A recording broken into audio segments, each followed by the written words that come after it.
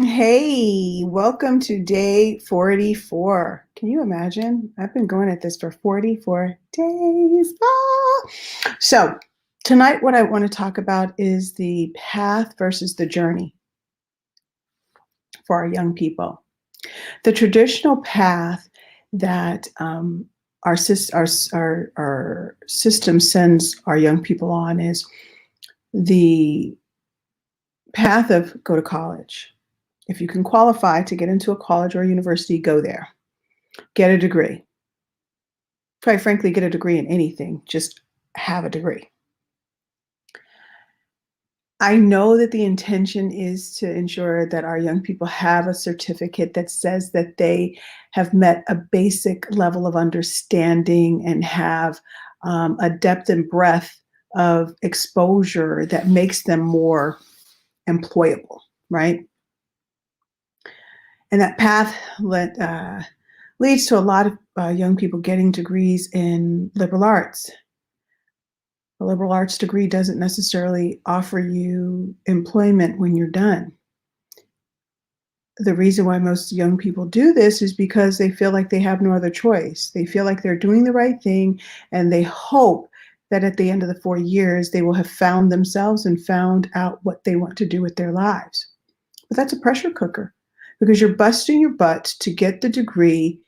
And in that process, you start convincing your young mind, yourself, that somehow that degree is going to turn miraculously into some opportunities. For some, it does. It does lead to great career options. For others, and we see the numbers here, a lot of young people have degrees and no way of paying it back because they're not getting the career jobs that can help them pay off 100K in debt.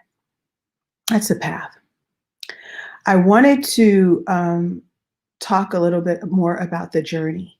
And the journey is give our young people time, not necessarily after high school, but during middle school, junior high and high school, to really uncover who they are, to help them find out what makes them tick, find out what they can deeply connect with. I know that we oftentimes nowadays push our young people to be in some type of extracurricular activity so that that can help them get into college. We push them to do, play instruments, volunteer, just a whole list of things to make them more qualified to enter a good university. But at the end of the day, we leave them hanging. And how we leave them hanging is we expect them all of a sudden to be able to find a career that works for them, that they're passionate about, and that they can do this for a considerable part of their adult life. And as we know, that's not happening. So the journey. I've been reading this book. It has nothing to do with the journey, but it has some really key things. Life gives to Life gives to the giver by Joe Polish. Joe Polish is an amazing entrepreneur and very, very influential speaker and mastermind organizer. Okay, entrepreneurs are the new rock stars. I am not glorifying entrepreneurship. As we know, many don't actually succeed.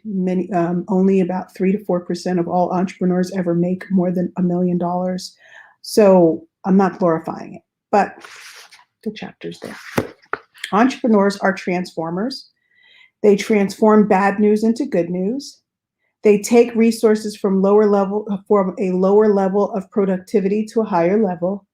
People who aren't entrepreneurial don't know or haven't figured out how to do this.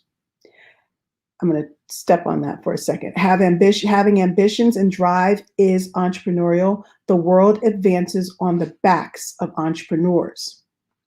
And capitalism in its purest form is collaboration between individuals exchanging money for value.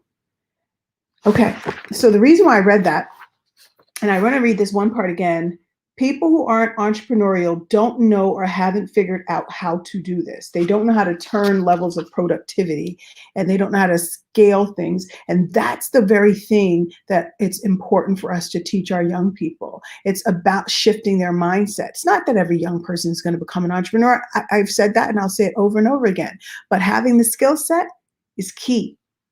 Developing that skill set is a journey because you have to go through certain levels of experiences in order to gain the knowledge, gain the perspective on what it takes to be able to craft something in your mind, actualize it through work and deed, bring people in to collaborate to help it grow and develop, grow and prosper.